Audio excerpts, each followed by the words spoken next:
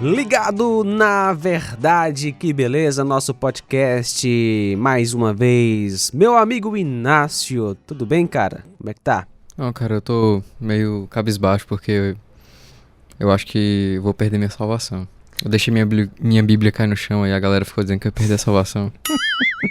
Você acha que perdeu sua salvação, Inácio?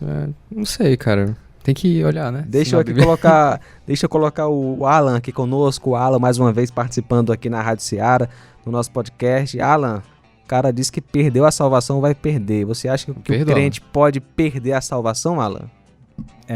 Tinha uma frase muito icônica que eu gostava muito de falar, que era: eu estava tão certo da minha salvação que se Jesus voltasse e eu não subisse, ninguém subia com ele. Então, as pessoas ficavam assim, né? Mas como é que você pode ter certeza disso? Não, mas eu tinha certeza da salvação, que eu não iria perdê-la, né? Então, acho que eu não me sinto igual o Inácio, não. Interessante que eu tava vendo um artigo no Voltemos ao Evangelho, né? Aquele site muito bom. Aí o assunto era perda de salvação. Na verdade, era um vídeo que eu tava vendo. Aí o cara perguntou ao John MacArthur, né? Por que nós não podemos perder a salvação?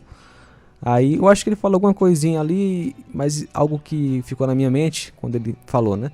Porque certamente perderíamos, né?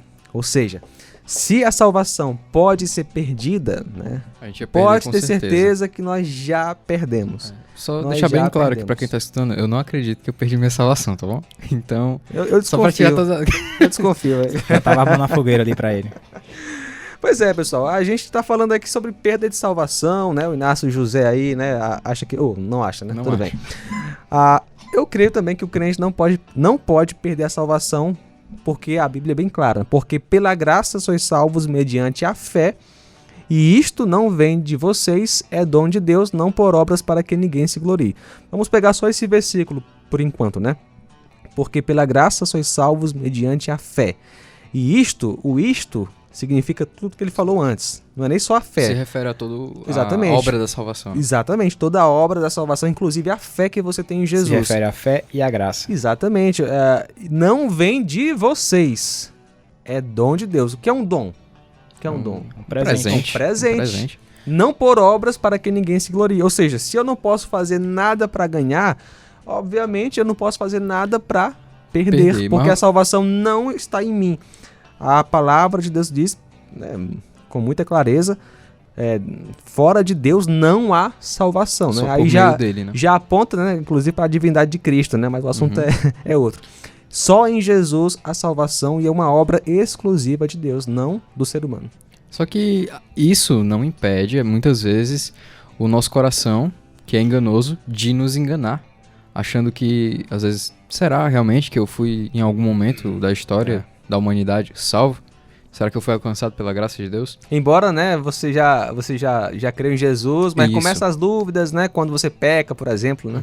O nosso coração, ele, por muitas e muitas vezes, tenta nos enganar, e o pecado tenta nos afastar de Deus, que é isso que realmente é uma consequência do pecado. O enfraquecimento, digamos assim, da comunhão com Deus, e consequentemente essas dúvidas que vêm a ocorrer, porque nós, por mais que tenhamos as promessas de Deus, a sua palavra inspirada, em livre acesso à Bíblia, essas dúvidas ainda chegam na gente, né? Não, e atormentam, né, qualquer pessoa. Imagina só você achar que hoje é filho de Deus, amanhã é do diabo, hoje você tem vida eterna, amanhã pode ter condenação eterna. Aí o cara vive uma paranoia louca, cara. Realmente. Isso acontece porque a salvação e a nossa segurança de salvação são duas coisas diferentes. Né? A salvação, por sua vez, ela é uma obra sólida, fundamentada pelos méritos do Salvador, tão somente, e a certeza da salvação é um sentimento que depende de mim, depende do meu estado, depende de como eu me relaciono com Deus. Então são duas coisas diferentes. Uma é incondicional e a outra é uma coisa condicional que depende de mim. Então, eu posso não me sentir salvo, mas estar salvo. Porque não depende, eu estar salvo não depende de mim, mas se eu me vejo como salvo, depende do meu andar com Deus. A nossa salvação, né, a salvação em si, o livramento da condenação eterna e nossa posição em Cristo, não depende daquilo que eu sinto, né? Não, ou seja, depende daquilo que Cristo fez, né? Por exemplo, tem vezes que a fé da gente parece que despenca um pouco, né? Tem dia que você tá, cara, tô aqui ansioso pela volta de Cristo, Mas tem dia, devido às lutas, provações, você fica meio desanimado. Cara, eu não tô me sentindo assim muito crente. Será que eu sou filho? Aí, a questão que salva não é a força da fé, mas é em quem você crer, né? Se você creu em Jesus como Senhor e Salvador, é porque na cruz Cristo morreu por você e você está salvo definitivamente. A justiça, né, de Cristo foi transferida para você quando você creu nele, e isso é um momento, é um ato, né, de Deus, não é um processo ali que você vai junto com Deus se esforçando para chegar no céu. Não existe isso. A salvação é um negócio que acontece em um momento que Deus te chama, você se converte e você é salvo de uma vez por todas. Sim, em 1 João, no capítulo 3, diz que quando o nosso coração nos condenar, a gente deve ter tranquilidade em Deus, porque Deus é maior do que o nosso coração, né? Então, sentimento é uma coisa que não vale um cibaleno, porque ele nem salva... Como é que é? Não vale uma cibalena. Eu acho que cibaleno é um remédio bem barato, que não vale nada. Era um remédio. Então, não ouvi direito aí, beleza. Os nossos sentimentos, eles não servem nem para nos salvar e nem para nos fazer nos perder. Tanto é que eu posso me sentir salvo e viver uma vida totalmente que desagrada a Deus e não estar salvo. E eu posso não me sentir salvo por conta do meu pecado, mas estar salvo porque isso não depende de como eu me sinto. Sentimento, então por isso que nós não devemos ser tão levados pelos nossos sentimentos, né? Porque eles são enganosos, são frutos do nosso coração. Imagina só, cara, Deus te salva, Deus te promete vida eterna, aí no meio do caminho Deus te larga. Ei, macho, vai dar mais não tem como... Mas O céu tá cheio demais. Que vida eterna é essa, cara? Nunca teve vida eterna. Ou você tem a vida eterna ou você não tem. Vida eterna é relacionamento com Deus que começa em um momento e dura para sempre. É algo interessante porque em Hebreus ele vai falar a questão de comparando Jesus como o nosso supremo sacerdote com os sacerdotes do Antigo Testamento, né? E que eram feitos sacrifícios em uma certa periodicidade, porque eles tinham que estar sendo sempre renovados. E aí o contraste é que Jesus fez um sacrifício uma vez por todas, que valerá por toda a eternidade. Então... A gente tá rindo porque aqui começou a pingar, né? O ar-condicionado aqui, começou a derramar água. Vai, continua. Mas é exatamente isso. Então, o ato da salvação, ele é, como você bem colocou, de uma vez por todas. Agora, muito essa questão do sentimento, do sentir, vai influenciar na sua comunhão tanto com Deus como com seus irmãos. Porque se você não se sente, digamos que você não se sente salvo, aquilo pode começar a afetar a tua mente, o teu estado, e você pode ter problemas com ansiedade, e a partir daquilo pode se desenvolver um efeito cascata que pode danificar as suas relações com a sua igreja local, com os seus irmãos, e é algo que não é bom nem para a sua fé, nem para os seus relacionamentos. Nós somos chamados filhos de Deus, e nós temos um relacionamento de pai e filho, né, com Deus. E eu gosto muito de uma analogia de um pai e um filho, que eles têm o vínculo, né, paterno, e eles também têm um relacionamento. E esse relacionamento ele é suscetível de rompimentos, de adversidades, mas no final das contas o vínculo de pai e filho nunca vai ser alterado, né? Exatamente. E assim, falando de Bíblia, né, biblicamente falando, os versículos de segurança da salvação sempre são implacáveis com relação àqueles que parecem dizer que nós perdemos a salvação, quando na verdade só são versículos mal interpretados. Eu acho que João 10, 27 ao 29 diz muito claramente que Jesus diz, inclusive. Eu sou o bom pastor, as minhas ovelhas ouvem a minha voz, eu as conheço e elas me seguem. Rapaz, e dou-lhes a vida eterna, e nunca hão de perecer, e ninguém as arrebatará das minhas mãos. Excelente. O Pai que mas deu é maior do que todos, e da mão do Pai ninguém pode arrebatar. Então, como que eu posso ver um versículo desse vindo da boca do próprio Deus, né? E dizer que eu posso sair das mãos dele, que posso fugir das mãos do Pai? Olha só, vamos aqui repetir esses 3 versículos e pensar em cada um. As minhas ovelhas ouvem a minha voz, eu as conheço e elas me seguem. Eu lhes dou a vida eterna. Não fui eu que busquei a vida eterna. A vida eterna foi dada por Cristo. É um mérito dele, é uma ação de Deus. E elas jamais perecerão. Cara, o próprio Cristo Ele tá nunca mente. garantindo isso. Ele falou o quê? E elas jamais perecerão. Jamais é o quê? Jamais. É uma afirmação. Uma pessoa que nunca. quer negar isso, tá chamando de Jesus Cristo de esquizofrênico. Porque Exatamente, jamais ele é tá dizendo uma jamais. coisa que ele não quer dizer. É.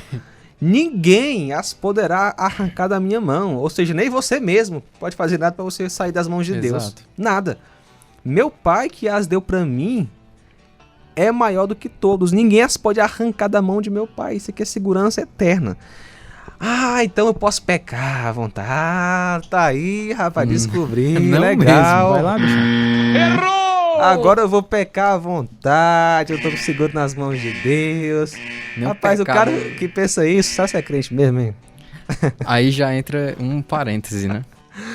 Pois é, a questão é que a salvação, né, ela produz uma mudança na vida da pessoa, né? Quando você crê em Jesus como Senhor e Salvador, você recebe o Espírito Santo e esse Espírito vai fazer uma mudança na sua vida, né?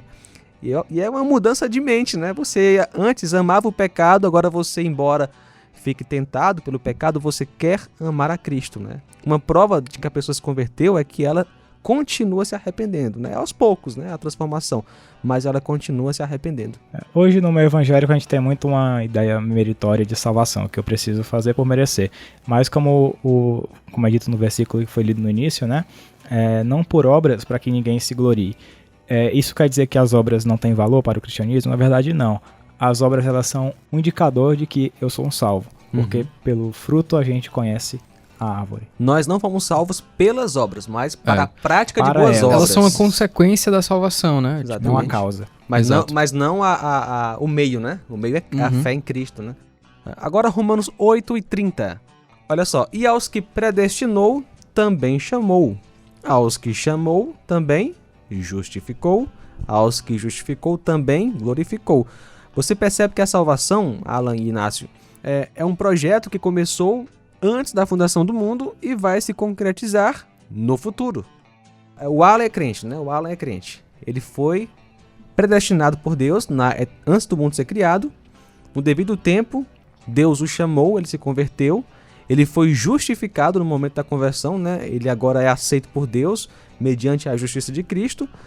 E um dia será o que? Glorificado. O mais interessante aqui, Alan, que ele botou a glorificação no passado. Também todos glorificou. os verbos estão no passado, né? Hã? Todos os verbos estão no Exatamente, passado porque é uma obra consumada. Isso. Boa observação. Eu olhei só para glorificou, mas todos os verbos estão no passado. Que mostra uma garantia, né? Sim. É algo que já foi feito. Já foi Exatamente. consumado. Na visão de Deus, a sua glorificação, quando você estiver com Cristo, redimido com um novo corpo, já é uma obra garantida. É um negócio assim, garantido mesmo. É tanto que está no passado. Não é, talvez vai glorificar se ele for fiel. Não, glorificou. Já foi. Já tem a garantia disso. E sobre a questão de nada nos separar, né, do amor de Deus, em Romanos 8, no versículo 38, vai falar: pois eu estou convencido de que nem a morte, nem anjos, nem demônios, nem o presente, nem o futuro, nem quaisquer poderes, nem altura, nem profundidade, nem qualquer outra coisa na criação será capaz de nos separar do amor de Deus que está em Cristo Jesus nosso Senhor. Então, se o texto é verdadeiro, então o crente não perde a salvação. É a palavra de Deus que diz: você está garantido nas mãos de Deus, protegido eternamente se você creu em Jesus como Senhor e Salvador, apesar das suas falhas, porque Deus o aceita não pelo que você faz, mas pelo que Cristo fez na cruz. É como John Bunyan, né, em suas lutas, né, onde ele não conseguia às vezes descansar na graça de Deus, ele olhou para o céu e disse: a minha justiça está no céu, que é Cristo. Deus nos aceita por causa do mérito de Cristo, né? Sim. Pessoal, o tempo passa rápido, conversa muito boa, né? Mas algo a acrescentar aí? Quer fazer o apelo, Alan, por favor? Fazer o apelo. Algo interessante pra galera lembrar é que quando o coração tentar enganar, porque a gente já viu que o nosso coração é realmente enganoso e o pecado ele vai sempre nos tentar afastar de Deus, lembre-se das promessas de Cristo, lembre-se das promessas da palavra de Deus. Alan, mais uma vez, cara, muito obrigado, viu? Sua presença foi fundamental. Porque se fosse só eu e o Inácio aqui, rapaz, não haveria nem teologia. Presta não. Prazer foi todo meu. Que isso, penso. Inácio, brigadão também. Um abração aí pra você que tá nos ouvindo aí. E valeu! E essa foi uma produção da Rádio Ceará FM 102,7, uma sintonia de paz.